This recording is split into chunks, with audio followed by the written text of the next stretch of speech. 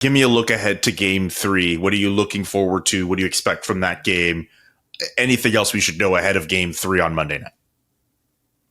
Well, Ryan Nugent-Hopkins being questionable for the game, even if he plays, you start to get into some depth challenges there for Edmonton because they're obviously missing Zach Hyman already from their top 6. But let's face it, McDavid, we talked about his assists. I did mention he's got 5 assists through 2 games. You want to know that Connor McDavid, among players that have been in multiple Stanley Cup Finals, his goals or his points per game average is second all time.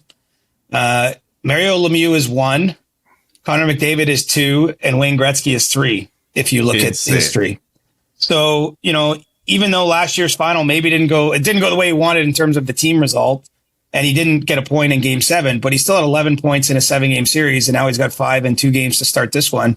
So he's at 16 points in his career. You look at the guys ahead of him, like his next point, he moves back past Patrick Kane in terms of Stanley Cup Final points. 2 points, I believe he ties Evgeny Malkin, 3 from Lemieux and 4 from Crosby. Like, I think it's very conceivable. This series has at least 3 more games in it and probably 4 or 5, but we'll see. Like, he's probably going to get 4 or 5 more points. I mean, he might get them in 1 game for all we know.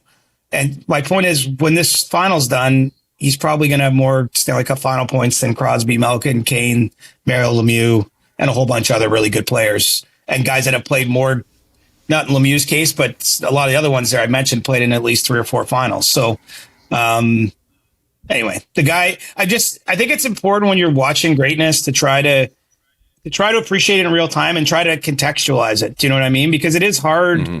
It just seems so normal, right? Like you watch him play and like, yeah, you got 3 assists in that game. That's normal, but it's not actually really normal. Some of the things he's done. So anyway, I think for me, I'll be watching, how Edmonton handles coming, it's a venue change, right? It's a matchup change potential for Paul Maurice. One thing that I didn't see a lot of discussion about, but the Barkov line had some challenges defensively in the last game. So I'll be curious to see, one thing Paul Maurice did in the second round against Toronto is Toronto was also having success against the Barkov line, and so he switched Lundell to the Matthews line, and things started to turn when that happened in a good way for Florida. So I wonder, maybe Lundell gets the call up to get some McDavid shifts. I'm not sure how that's all going to go, but so I'm kind of curious because with the venue change, you get a little change to the dynamic that the coaches can bring to the ice.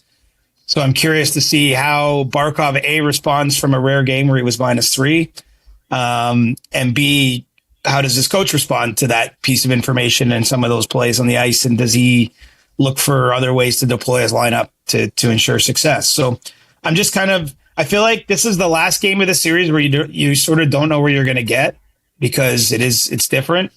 And I'm just waiting for overtime, buddy, because we know we're getting a third straight overtime. Yes, Team Chaos reigns supreme.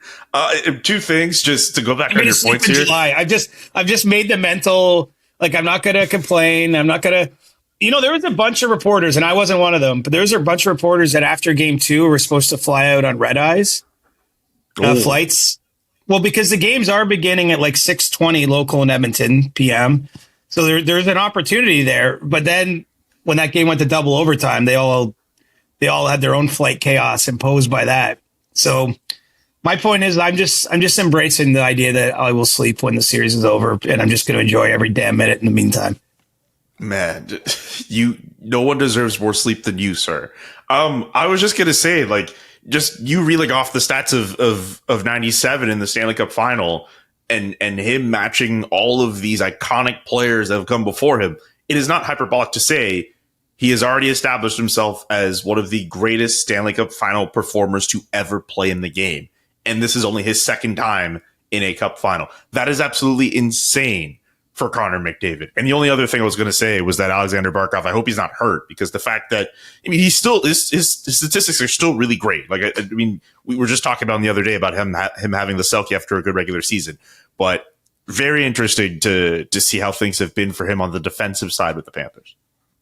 Yeah. And look, he eats tough matchups for breakfast, but he's getting tough matchups, and as I said, like maybe there's a world that Lundell gets that, but then that's also a lot to put on him. But if that's what happens, it just shows you how valuable because that's the third line, right? Lundell, Luosterainen, and Marchand. It just shows you how valuable that line has been. This Panthers team is better than the one last year. I'm convinced of that. Now, they might be also more injured. Like you bring up the injury specter. Like it's possible that they've got here. And we know too, for example, Reinhart and Kachuk both have not skated whenever it's been a full team skate in this series. Mm-hmm. So it's usually I don't think it's because they want to put their feet up. It's probably because they're saving whatever bit of energy or not wanting to push their body in whatever way it's challenging them any more than they have to beyond the games. So you have those two issues, and then it's entirely possible. Like I'll say it's one of the challenges when you get to this moment, because these games matter so much, right? So like someone might be out there ready to write some hot take like Barkov -3 almost cost his team the game, and then the next day it's like, oh, they come out and Barkov played with collapsed lung and like that actually happened in a Stanley Cup final, right? With Patrice Bergeron, played with a collapsed lung.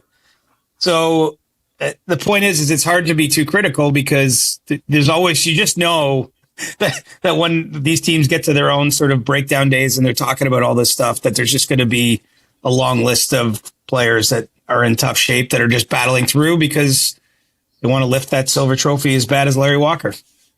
Absolutely. We look they forward didn't let to him lift more it, by the way. You're not allowed to lift it if you didn't win it. That's true. That is very true. He posed beside it. If you notice the photo, he'll pose beside it.